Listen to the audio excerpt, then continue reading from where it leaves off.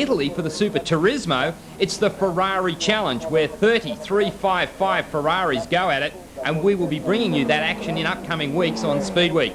Ian Luff, we're now settling in for the second of the races here at Mugello, and quite a bit of work is done in the very short space of time, about 30 minutes to work on the cars between the two heats.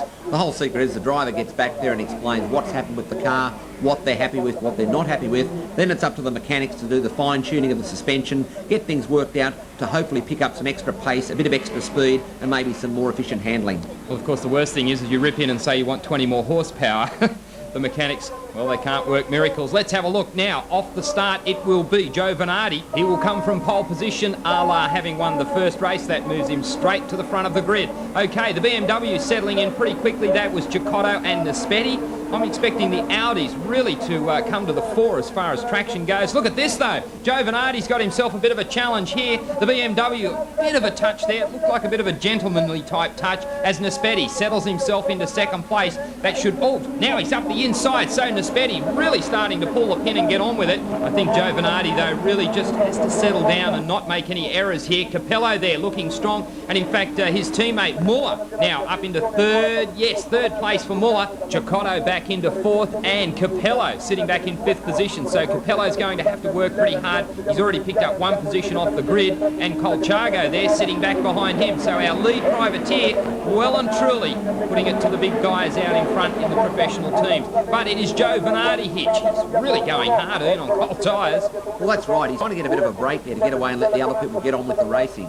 In any race situation, if you can have people having a bit of a fight amongst themselves, that old dogfight situation, you get the break, get out in front, and that can be all the difference of winning and losing. Well, the Privateer Cup, I mean, I know we talk a lot about the privateers, but here in Italy, they put a lot of stock into winning the Privateer Cup.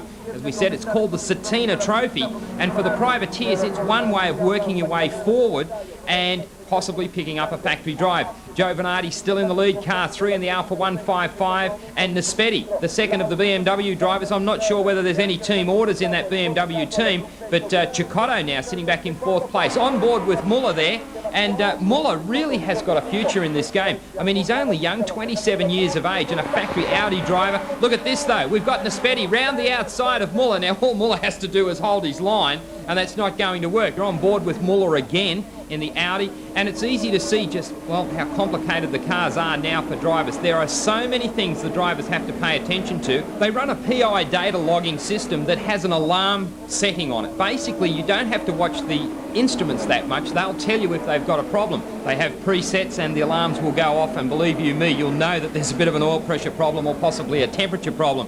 What the drivers have to concern themselves with, though, is front and rear roll bar stiffness. As the tyres go away, as the track gets a bit slippery, you can change the stiffness of either the front roll bar or the rear. Basically, if you add front roll bar, the car will tend to understeer a little bit. If you add rear roll bar, the rear will start to slide, and that helps you control, well, you might have a brake problem, or in fact you may not be happy with the tyres. All up, the drivers are pretty busy out there. Red line on these cars, 8,500, that's their maximum. It doesn't matter whether you're running 4-cylinder, 6-cylinder, V6, whatever it might be, it's always going to be 8,500 RPM. We've got a great race here. BMW's working over the Audi there, and right at the moment it's going their way as well. So it is the two BMWs chasing the Alfa out in front. Ian, as far as tactics go with the two BMWs, because they test a lot together, they sort of would know what the other would attempt to do in these circumstances. Well, there's probably no team orders here today. As you can see, they're working the cars very hard indeed.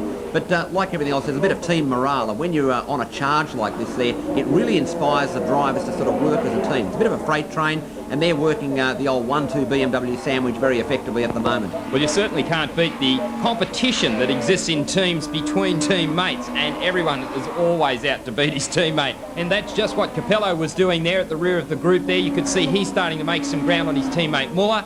And it is still Joe Venardi in the 155 Alpha, well and truly out in front. Now you can see that graphically. He's got himself a ripper lead right at the moment. The two BMWs, well, I don't really think they're holding each other up. They just don't seem to have the pace to keep up with the Alpha out in front. But the Audis, well, I'd have thought, Ian Luff, they'd have been a lot more competitive.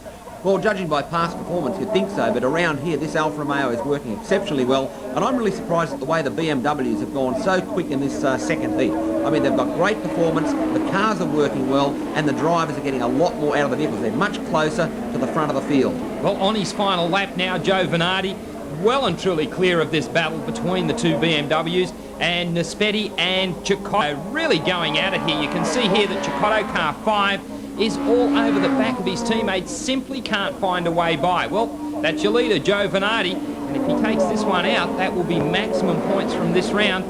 Can't do better than that. You can see there the cars are just so flat, as Ian Luff referred to before. They are very stiff in the suspension, and it just seems to work so well on this smooth Mugello track. I don't think Cecotto can do anything about this. He's just stuck behind Naspetti there, sitting back in third position. Naspetti there touched the brakes going through the corner there, obviously with the left foot, just reached across, put a little bit of weight onto the front tyres, helped it steer, and his teammate Cecotto didn't have any choice but to apply the brakes and prevent running into the back of his teammate. The cars look absolutely fantastic. The BMWs with that Castrol livery really do look sharp. And Joe Venardi now heading around, a few more corners to go, and he will have this one in the bag. A shame that Diadamic, his teammate, is not here, because I'm sure he'd have put up a great battle.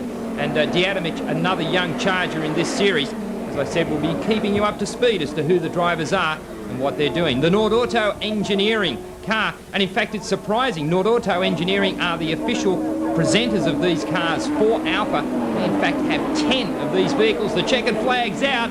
They only need one because it's crossing the line. In first position, Joe Venardi takes maximum points from round 1. And Ian, what a performance from the Alphas. Well, an Italian victory, an Italian track, what can I say? Absolutely brilliant performance there, great driving, and Alpha, 2 wins, 2 starts. Yes, I'm sure there will be some real celebrations amongst that team tonight. Okay, let's have a look at them as they finish the second race. Venardi takes the win ahead of Naspetti in the BMW, Cecotto BMW. Capello has managed to get up into 4th ahead of his teammate Muller, and Colciago, the top privateer from the first round of the Superturismo for the Italian National Championship. Well, that's it from us here at Speed Week. On behalf of Ian Luff, Greg Rust and Dennis Neal, I'm Greg McShane, and thanks for your company. We'll see you next week.